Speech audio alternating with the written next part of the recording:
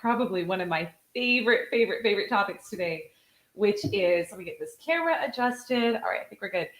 How to shift from scarcity to abundance. And oh my goodness, if this is not probably one of the most important topics in not just in sales, but in life as well. We've got Mary, we've got Nancy. Good morning. Good morning. We're talking today about how to shift from scarcity to abundance. And this has been probably the biggest transformation in my life. And it's also the transformation that I am most lit up about helping to create in my clients as well. So here's what I want to know as you're coming in today.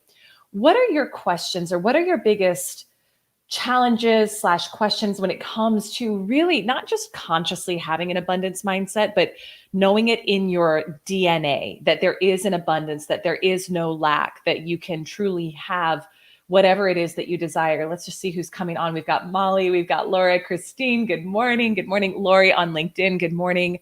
So what are your questions there? Or what's the biggest challenge that you feel like you might be bumping up against? This was the biggest thing that held me back in life for so many years, was that even though I always had enough in the bank to like cover my bills, I was always in fear of it going away. I was always in fear of losing clients. I was in fear of, gosh, you name it. I was in fear of it. I didn't know it, but I was in such scarcity mindset and struggling with constant anxiety, like the outer manifestation of the like having just enough to pay the bills. That part wasn't that pleasant, but then the inner challenge of being in constant anxiety and fear about it all going away was also like, that's actually worse. So let's see, Nancy's saying that's exactly where I am. Okay. So Nancy, I'm so glad you're here today, because I think this is hopefully really going to speak to you then. Mustafa, good afternoon. Welcome, my friend. Who else wants to chime in on what is the challenge that you're bumping up against when it comes to really, really living by an abundance mindset? And just type it in the comments, because I want to really speak to those of you who are here live today. This is a fun day to do this, and I didn't plan it this way, but it's a fun day to do it because as I record this, my husband is completing his last day at work because we've been able to retire him, and technically he's really been retired for a few months. He had like a month where he didn't have work, and he had one day where he was still on the schedule, which is today, but. When I look back to what helped make that possible, one of the biggest things, probably the biggest thing, was for me to learn to shift into an abundance mindset and to open my mind up to possibility, that would even be something I could do, that would be possible for him, because I did not see myself for a long time as a woman who could do that. And so it's a fun day. It's a really fun day to do that. Let me see what the comments are. Randy on LinkedIn, this may sound odd as a Gen X Roman Catholic Italian American. This is, okay, yeah. With 12 plus years of Catholic school, I feel that manifestation and abundance could be a sin against my faith. When I manifest, I still pray also. Yeah, Randy, and this is one thing I'll always say is like, I'm very spiritual, and I also really like honor whatever somebody's spiritual background is as well, because that's where I know for me in my own upbringing. So I'll just show. So I grew up Southern Baptist, and there was a lot of like undertones in what I was taught growing up about poverty was valued, like I'm not worthy, right? Like there's a lot of those undertones that we're taught, and so for me, it's been a relearning, and I'll share some things today. And I really encourage, like anything I share, examine for yourself, like check it out against your own belief system, against what feels right to you. So I'm never going to tell you what to think. I'm just going to share my own experience. And then I'm really big on like you going and trying it for yourself. But when it comes to manifestation, you're always manifesting. Like manifesting is just the fact that you are a creator, and what you think about, you create, whether good or bad. And it's very simple. If you like, last night I thought about wanting to have dinner, and I went and my husband cooked dinner, which was great. So we manifested that in an even better way, but went and had dinner. So we get like, you're always creating, you're always manifesting, you're always creating. The manifestation, the concept is just what you hold in your mind, eventually you create in your physical world. But what a lot of people get tripped up with it is they think that it's just the positive stuff, right? It's like, well, I'm only manifesting if I'm thinking about $1 million, thinking about $1 million, and then I stumble into $1 million. That's not how it works. Your brain is agnostic. And I'm kind of like looking here, speaking to Randy, because I think his question was really, really good. But this is for everybody. So your brain is agnostic, and whatever it is that you consistently think about, whatever your belief systems are that are in your subconscious mind, which we will talk about today, will move into form. That's the whole job of your subconscious mind, is to make your outer world match your inner reality. And that's part of why there can be two people in the same economy, and one person, let's say there's a down economy, one person looks at that and says, well, I guess I better tighten up. Like, I see everybody else doing that. I guess that's like, down economies mean that I'm not going to make money right now. So let me do some layoffs. Let me do this. And another person, so that person has the belief system that they are not at cause in their life. But another person who has a belief system, because they've studied that more millionaires are made in down economies than any other time, would take that same situation and then he would say, great, it's time to roll up my sleeves and double down and like, this is my chance. This is my opportunity. So they would go and they would then manifest a better, whatever, let's say they're both business owners, they would manifest a larger business, more money, because their actions would be aligned with their subconscious beliefs. And those actions would then help them create that larger business. So I hope that, so Randy, one other thing that's been helpful for me in terms of like coupling faith with prosperity, because a lot of what was taught for me growing up was not, that it was not that it was virtuous to be rich. It was kind of the opposite. And so I really love Catherine Ponder. I highly recommend checking out some of her books, and you've just got to study it for yourself and arrive at your own conclusions. But for me, I would much rather have resources, because I know that when I have resources, so money is just a tool, money is just energy, it's neutral. And for someone who, and I know many of you personally, I don't know all of you personally, but I know many of you personally, when you have a good heart, when you want to serve, when you want to help, is it a good thing for you to have more resources to do that with, or is it a bad thing? So I want you to just check in with that. Money's just like a knife. It's a tool. In the hands of a murderer, it will kill, you know? But in the hands of a 5-star chef, it'll create a beautiful meal that people can come together and enjoy. So is this, and Randy, I'd be curious to know if this is resonating or helping, if you want to pop a comment down below. But I want to talk about today, and please, like, if you have questions, pop them in the comments, and let me know too, if you're joining now, like, what is the challenge for you when it comes to abundance mindset? Is there like a limiting belief around it? Is there a coffee cup of gross, it's cinnamon that's on the outside? Is there a limiting belief around it? Is there a challenge around it for you? So let me know. And because I want to speak to that directly on this live. Jen on YouTube, my mind is always going, but do not understand how to manifest. Did you get your color done? Looks great. Well, Jen, so to the color, thank you so much. I did not. I actually haven't had my hair done. It's been too long. It's been probably since February. But thank you so much. I appreciate that. So Jen, to your mind always going, and not understanding how to manifest, I really appreciate you sharing that, because that was my experience for so many years. And so I bet a lot of other people who are watching this too get that. So one of the most important things can feel the hardest, which is learning how to meditate and learning how to still your mind. And if you followed me for any amount of time, you know I really am a big believer in Dr. Joe Dispenza's meditations. But when your mind is always on repeat, you are manifesting. You're always manifesting. Again, you manifest whatever you think about and whatever you emotionalize. So if you have something that you're scared of happening in your life, and your brain will kind of, because it's old neural pathways that have been carved out over time.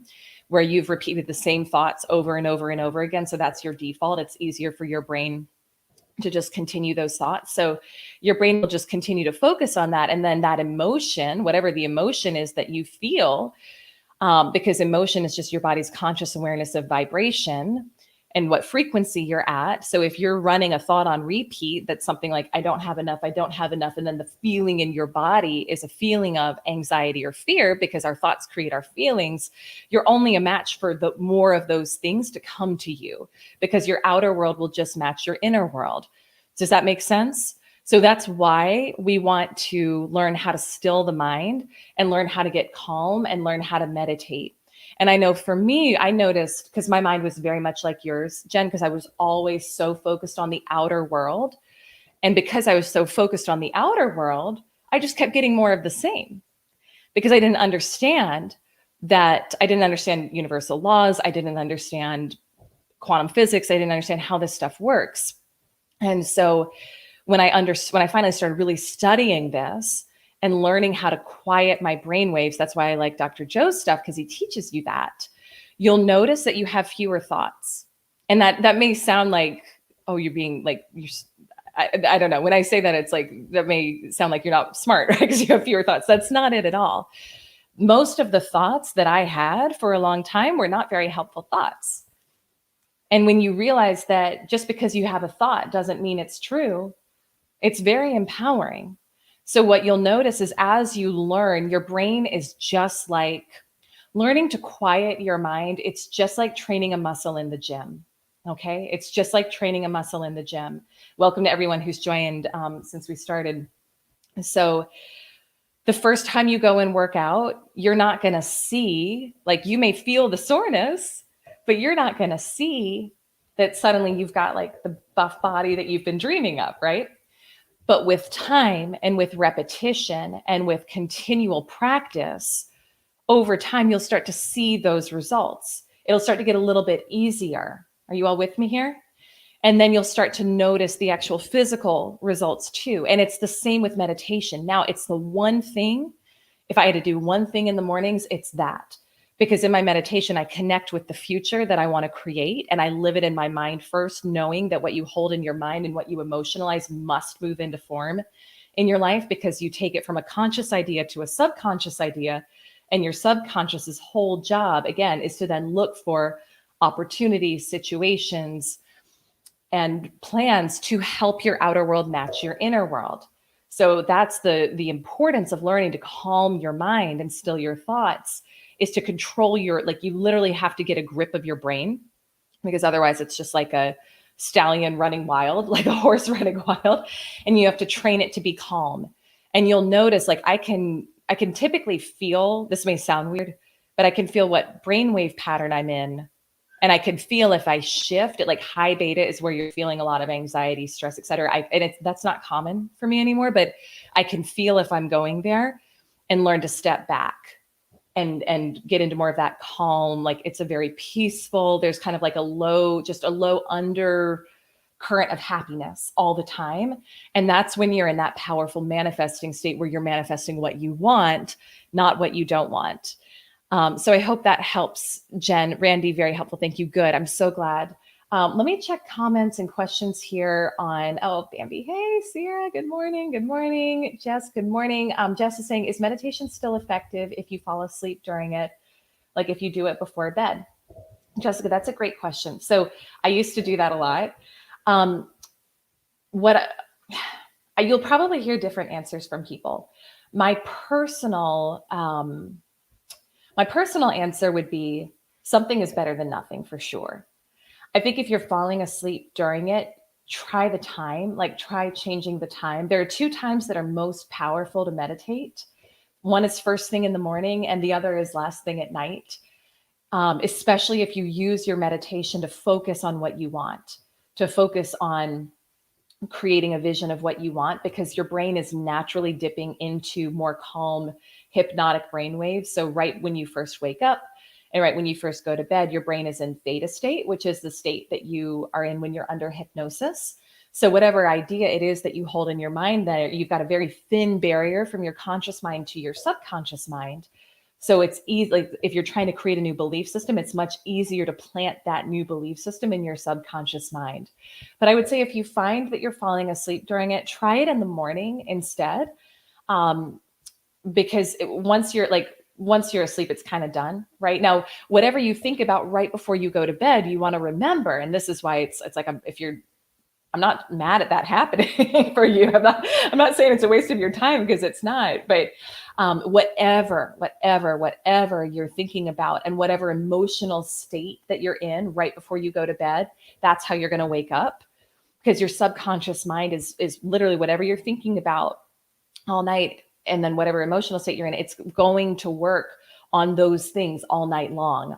So if you were thinking about something stressful, fearful, anxiety creating, you're going to wake up in that same state. And because you're in that state in your waking consciousness, you're a match for a day like that. So if you go to bed, and this is why, like with the feeling is the secret book study that we did, like what you want to be so aware of what you're putting in your mind all day long, like all day long. This isn't just 10 minutes on the meditation cushion every day. This is all day long. But you want to be super mindful right before you go to bed of impressing the idea of the future you desire and thinking of it as if you have it now and feeling those emotions as if you have it now.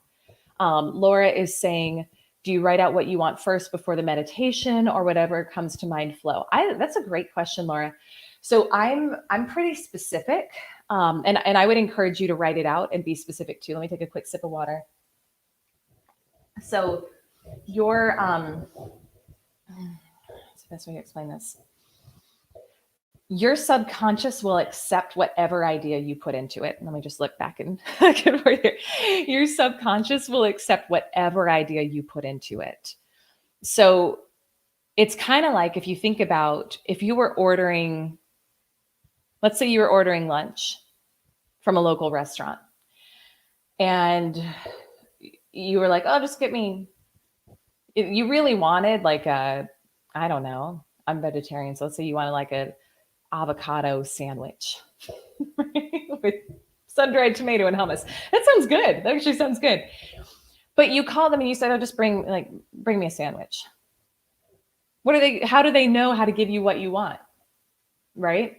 They're going to show, maybe you'll get a pastrami sandwich. Maybe you'll get I don't know, maybe you'll get a roast beef sandwich. Maybe you'll get, who knows what kind of sandwich you're going to get. And then you're upset. You're like, well, that's not what I wanted. Well, you didn't tell them what you wanted. It's the exact same. So I like to do, I do typically like quarterly, like 90-day goal setting, where I get really clear on what I want to manifest and create in those next 90 days. And then during my meditation and visualization, I'm visualizing that. It's like that very specific thing. So and more ideas will sometimes come during the meditation, which is great. And that's part of the value of stilling your mind, is you're finally able to find solutions. You're finally able to have these, new inspirations, new ideas that get blocked when our brain is just like going all day long. And in that reactive, like high beta mode, right? So you may get something new that comes that you want to then meditate on and visualize from there. But, I would write, like, I would know specifically when you're going into your meditation and visualization, what that very specific outcome is that you want. Jen is saying like muscle memory. Yeah, I totally get it. Good. And this was awesome. Like I actually didn't teach anything I was planning on teaching, but I love the conversation here. I want to read you this one. It's like a couple paragraphs out of Think and Grow Rich. So for those of you who are like, we missed book study, here's a little bit of book study for you. Do we have Think and Grow Rich fans in the house? Anybody? Let me know in the comments. Give me a heart. Bambi, I'm glad you like the sandwich analogy. You all get weird analogies from me sometimes. Okay, thank you, Sarah. Yeah. So I want to just share this with you because this ties into the abundance piece. This was such a good, like, I loved the question. Say, do you all want more on this type of stuff? Is abundance, is wealth consciousness, is manifestation? I've got it set up right now where Wednesdays, this is when we talk about this, but if you all want more, be saying yes. Okay. So if we need more than one day a week on this, let me know and I can shift things around. So here's what he says. Remember, And this is so good. I want you to really listen here. Remember, no more effort is required to aim high in life, to demand abundance and prosperity, than is required to accept misery and poverty. I'm getting a lot of yeses. Okay, good. No more effort is required to aim high in life, to demand abundance and prosperity, than is required to accept misery and poverty. And so there's this poem that he shares in here, which I love, called My Wage. Now, remember, again, this was early 1900s language, okay? I bargained with life for a penny, and life would pay no more. However, I begged at evening when I counted my scanty store. For life is just an employer. For life is a just employer. He gives you what you ask. But once you have set the wages, why, you must bear the task. I worked for a menial's hire, only to learn dismayed that any wage I had asked of life, life would have willingly paid.